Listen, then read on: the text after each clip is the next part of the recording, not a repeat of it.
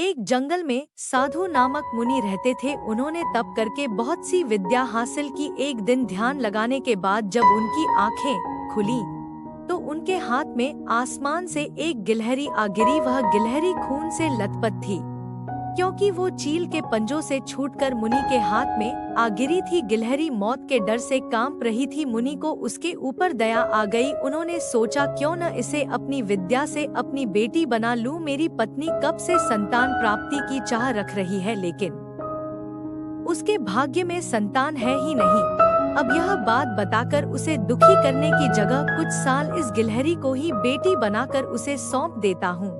इतना सोचते ही मुनि ने एक मंत्र पढ़कर गिलहरी को एक छोटी सी बच्ची बना दिया। वो उस गिलहरी को बच्ची बनाने के बाद गोद में उठाकर अपनी पत्नी के पास लेकर आए। उन्होंने कहा, लो अब इसे अपनी बेटी मानकर ही पालना सोच लो।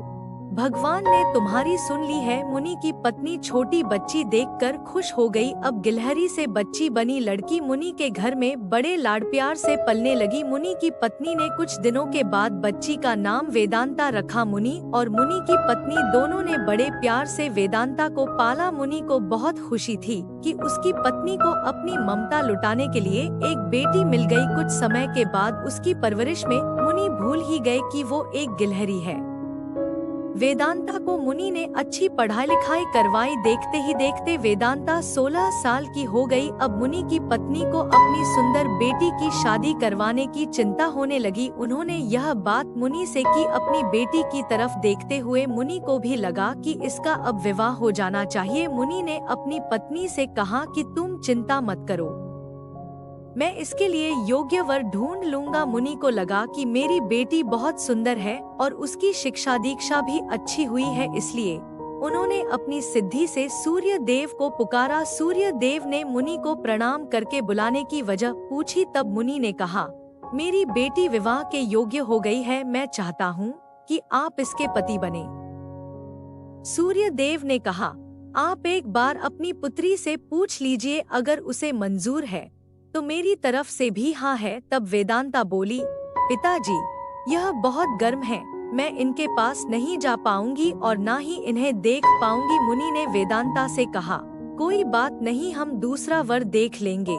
तभी सूर्य देव ने कहा, हे मुनिवर, मुझसे श्रेष्ठ बादल है, आप उनसे बात कीजिए, वह मेरे प्रकाश को भी ढक देते हैं। मुनि ने अब बादल को याद किया। बादल गरजते हुए मुनि के पास पहुँचे और उन्हें नमस्कार किया। इस बार मुनि ने सीधे वेदांता से पूछा, क्या तुम्हें यह वर पसंद है? वेदांता ने जवाब दिया, पिताजी मेरा रंग गोरा है और इनका काला हमारी जोड़ी अच्छी नहीं लगेगी। तब बादल ने मुनि से कहा, आप पवन देव को बुलाइए, वे मुझसे श्रेष्ठ है, उनमें मुझे उड़ाकर इधर से उधर ले जाने की ताकत है। अब मुनि ने पवन देव का स्मरण किया। पवन देव के आते ही मुनि ने अपनी बेटी से पूछा, क्या आपको यह वर पसंद है? वेदांता बोली, पिताजी यह तो एक जगह ठहरते ही नहीं है, इनके साथ मैं घर कैसे बसा पाऊंगी? इस बार मुनि ने पवन देव से पूछा, मुझे अपनी पुत्री के लिए वर की तलाश है, आप बताइए कि आपसे श्रेष्ठ कौन है? पवन देव ने जवाब दिया, मुनिवर आप पर्वत को बुला सकते हैं, वह मेरा रास्ता रोक देते हैं, वह मुझसे श्रेष्ठ हैं। तुरंत मुनि ने पर्वत को पुकारा। पर्वत को देखते ही वेदांता बोली, यह तो पत्थर है, इनका दिल भी पत्थर का ही होगा, इनसे विवाह कैसे हो पाएगा? पिताजी, मुनि ने हाथ जोड़कर पर्वत देव से पूछा, आपसे श्रेष्ठ कौन है?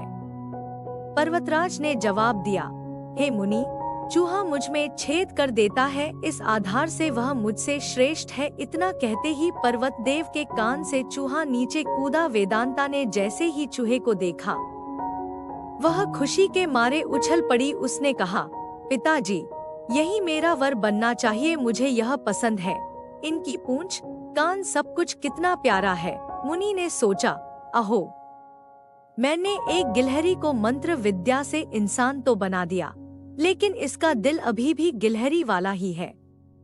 मुनि ने तुरंत वेदांता को गिलहरी बनाया और उसका विवाह चूहे से करवा दिया। विवाह के बाद दोनों खुशी खुशी रहने लगे।